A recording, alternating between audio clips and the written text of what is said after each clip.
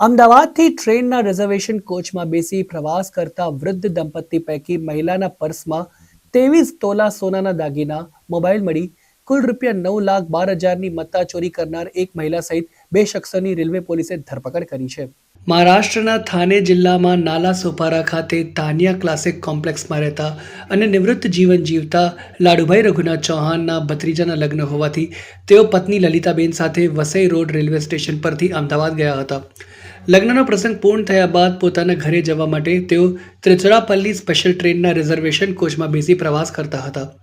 હવે Anand railway station બાદ લલિતાબેન ઊંઘી ગયા હતા અને ટ્રેન વડોદરા રેલવે સ્ટેશન નજીક આવી યાર્ડમાં આવીને ઊભી હતી.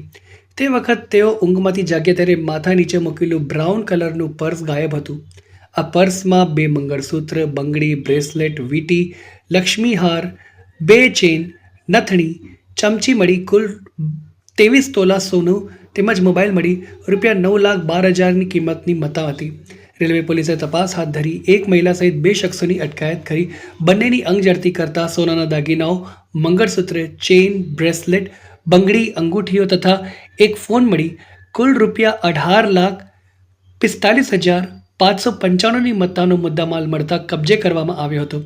ઝડપાયેલા વિષ્ણુભાઈ રામાભાઈ કંકોડિયા અને બરખાબેન ઉર્ફે વર્ષા રંજીતભાઈ દત્તાણીની વધુ પૂછપરછ હાથ ધરવામાં આવી છે.